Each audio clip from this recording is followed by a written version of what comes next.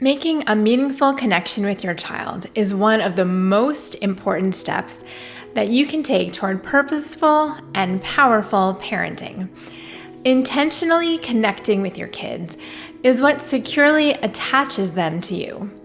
When they are securely attached, they will keep coming back to you as their home base, which is exactly what you want when your children are navigating those tough waters of the teenage years. Thankfully, connecting with kids, though not always easy, is simple. In the hustle and bustle of mom life, we have to remember that all our children really want is our time and attention. If we're intentional about it, we can readily meet those needs.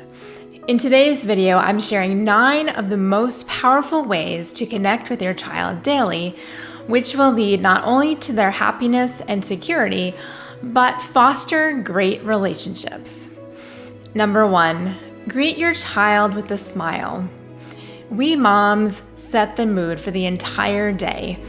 The old saying, if mama ain't happy, ain't nobody happy, is actually rooted in truth. One of the very best and simplest things that you can do to give both yourself and your child a good chance at a great day is to smile at your child the first time she sees you for the day and greet her with a cheerful good morning. Now, you may not feel particularly cheerful when you say it, and that's okay. Sometimes making the decision to smile and say something in a happy tone can improve your mood, and it starts the day off on the right foot.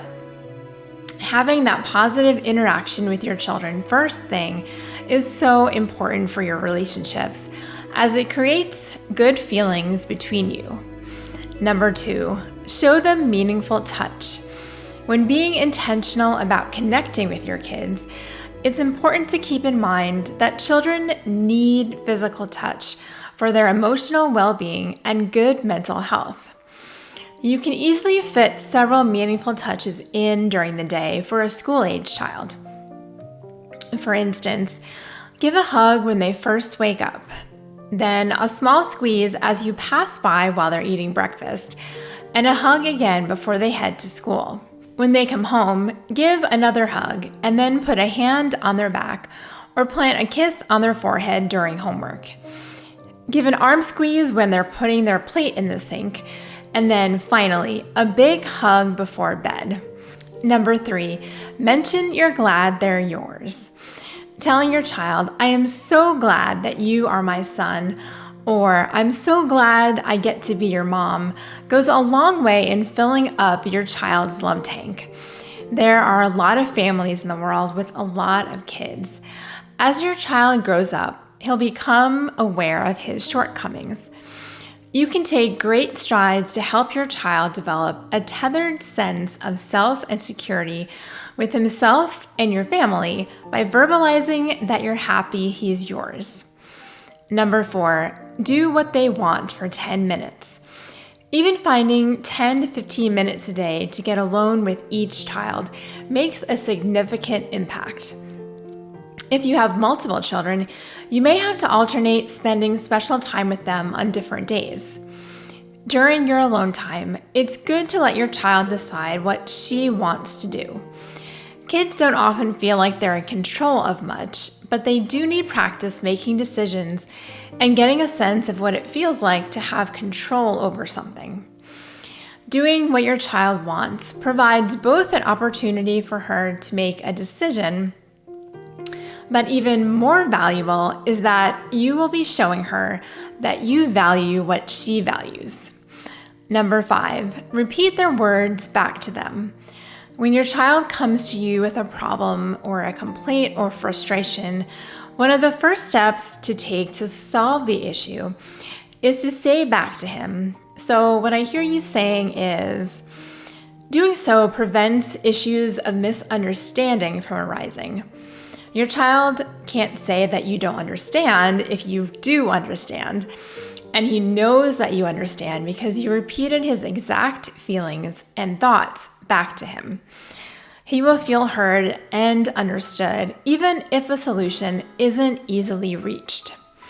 Number 6, take interest in their interests.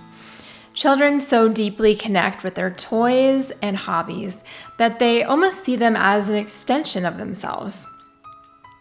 By taking an interest in something your child really likes, you are taking an interest in them. Now, I know this can be hard when your child takes an interest in things that either annoy you or seem to make no sense. However, the psychology of the matter is real. Kids deeply self-identify with their toys and hobbies. So while you don't actually have to love every single thing that they love, do take a vested interest in them. So you can ask your daughter questions about her favorite doll, for example, or let your son explain the characters in his favorite cartoon or his favorite book. Number 7, use their love language. Learning your child's love language is one of the most useful pieces of information that you can have as a parent. Your child's love language is the key to showing her love in a lasting and effective way. Often parents can make great attempts to show their child that they love her, but she still may not always feel loved.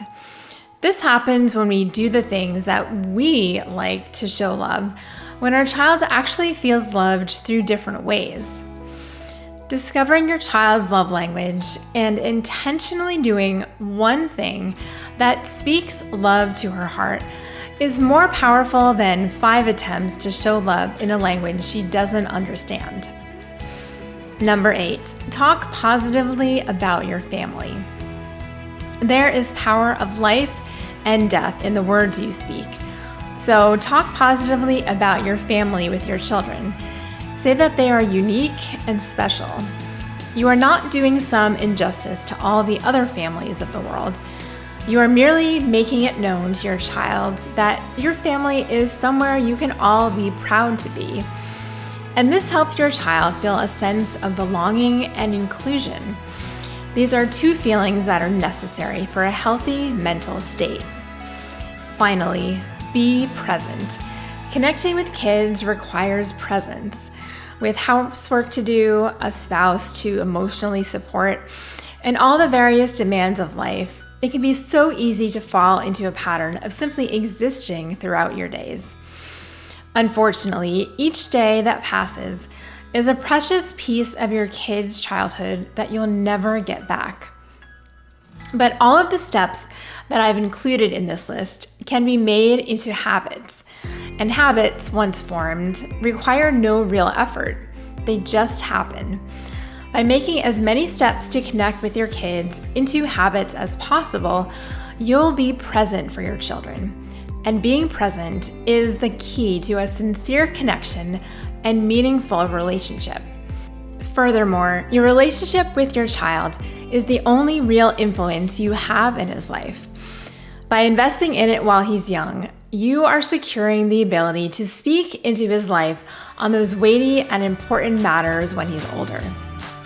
Thanks so much for watching, and remember, you are not just a mom.